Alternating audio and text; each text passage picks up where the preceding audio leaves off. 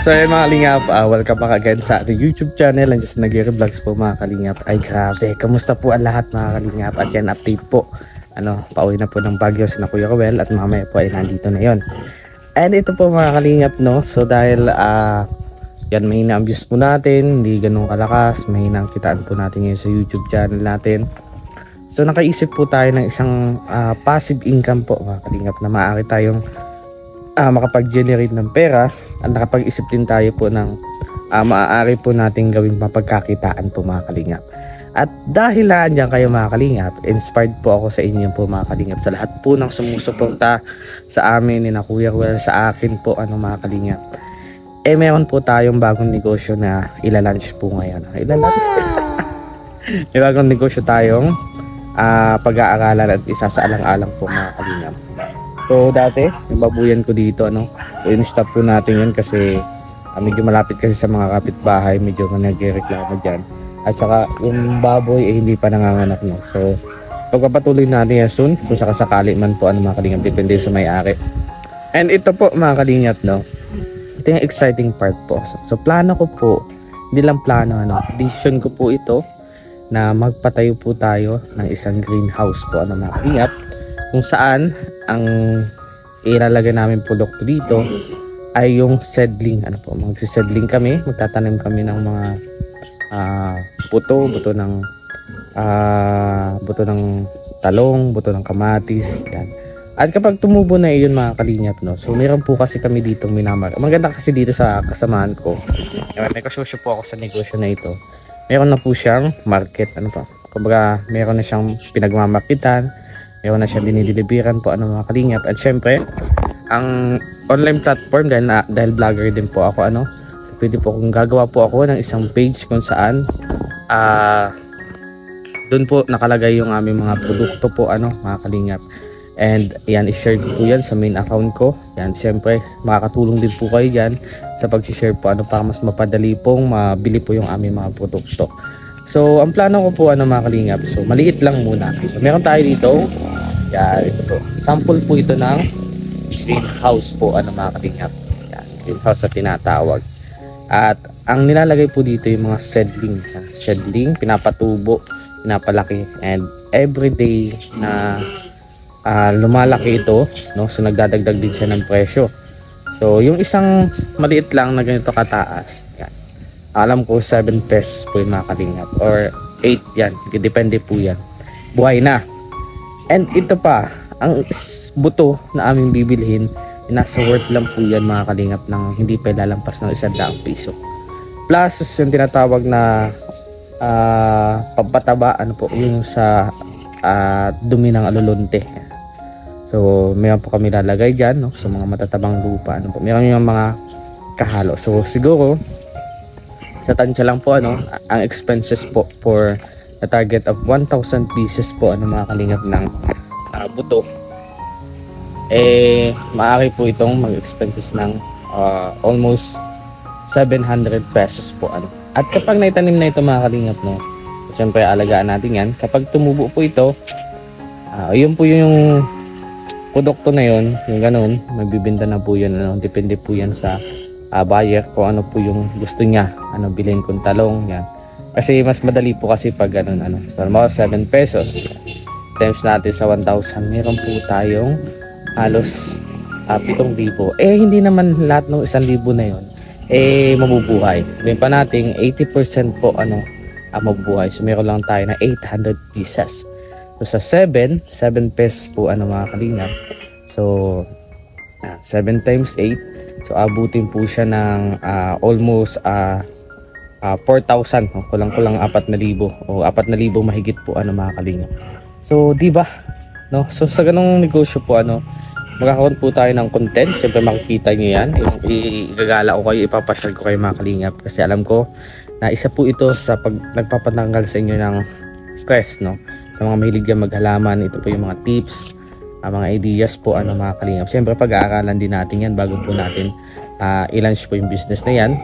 At siyempre lang ako kahapon po, pinag-usapan po namin ng kasamahan ko na ako po yung bahala sa gastos po. Yan, sa pagpapagawa nito, pag-rebuild dito ang ating greenhouse po. Yung greenhouse na yan ipapagawa. So kompleto naman na, meron ng net, yung plastic na bubong po ano. Yan, meron na yan. Meron na ding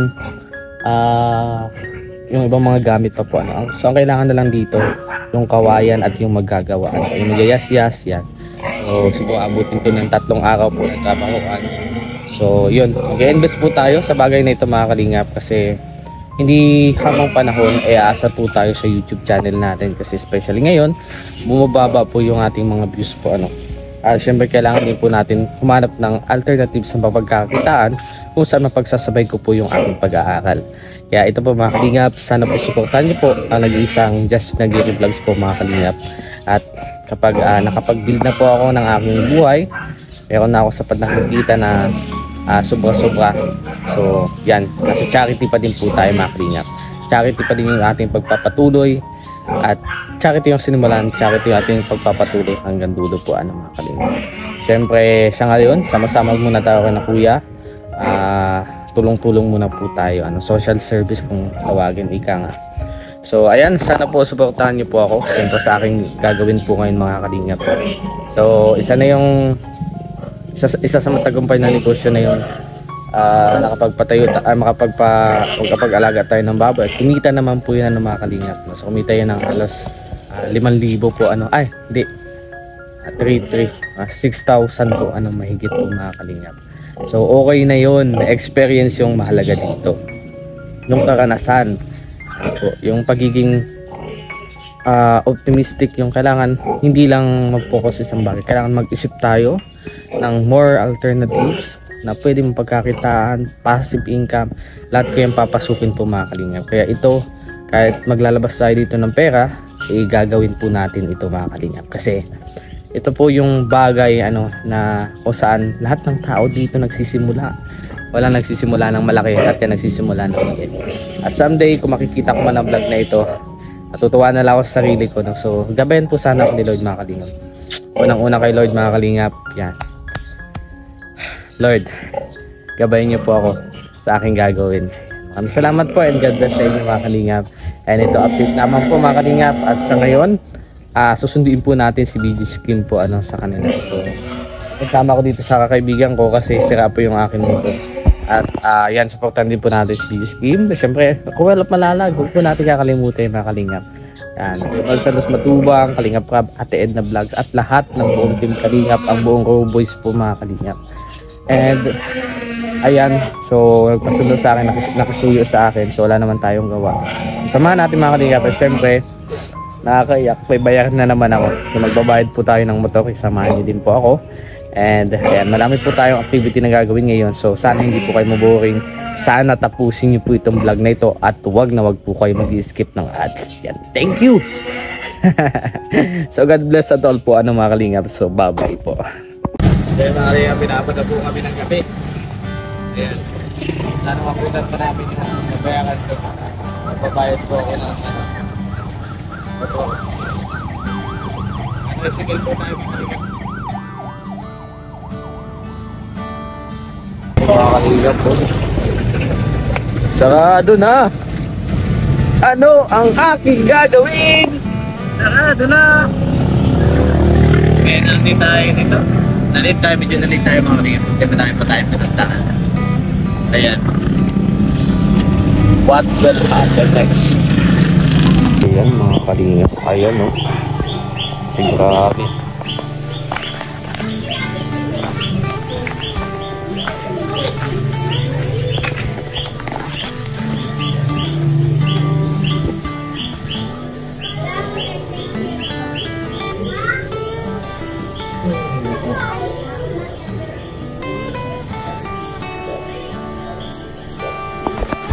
Bakit dito ka? Dito ka sana pare.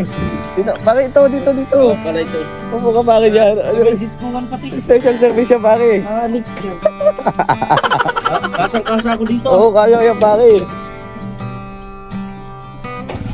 Ay grabe. Pakitaan mo yung malamot ako natakbo.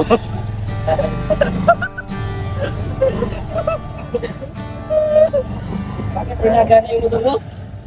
Aga naman, kaso yung sprocket na tayo. So ayan mga kalingap, welcome back again sa ating YouTube channel ng Just Nagiro Vlogs. So yung update po, siyempre kay na Kuya Ruel. So si na Kuya Ruel po ay pauwi na po dito, at siyempre pagkatapos po nila makapagpahinga ng halos 1 day lang, balik na naman po sa vegan. So di ko pa po alam kung maayos na or makasama po ako. And ito mga kalingap na update, ang linis ng ating lababo, kaya Kuya Alpi. Ayan. Pinapunta ako dito, maglinis ng lababo. Joke lang. Ako naglinis yan mga kalingap. Diba? Yes. Malinis na, Kuya Alpi. And ayan, sa mga napupuna nyo pa dyan, wala tayong magagawa dyan, ganyan na talaga yan. So, ayun mga kalingap, maraming salamat po sa pagsuporta, no? So, nantakan natin kanina yung ating ilulungsad na negosyo. Ano po ng pagkakitaan natin, no? So sana samahan niyo po ako. Ang vlog ko po is farming. Farming naman po mga kalingap yan. Sana samahan niyo po ako sa journey po ng isang Justin Nagiro Vlogs po mga kalingap. Ayan, thank you po sa pagsuporta. And syempre, babay na po. Nahatid na po namin si Bigis. Magkasama kami kanina. Sinundo po, nakakaawa naman po. Wala po siyang sasakyan. Wala po siyang masasakyan. So, syempre, sino ba naman tayo? Kaibigan tayo. As a part of Go Boys, no? So, ayan. Sinundo natin. At sinama ko yung kaibigan ko. Kasi malakas ang ulan. No? Kailangan mayroong pandong yung aming dadalhin na sasakyan. So, ayan. Pupunta po ako ng church ngayon. So, magbabawas ng kasalanan. Ayan mga kalingap, please pa-like and share and don't forget to skip. Maraming salamat po. Love you all and God bless.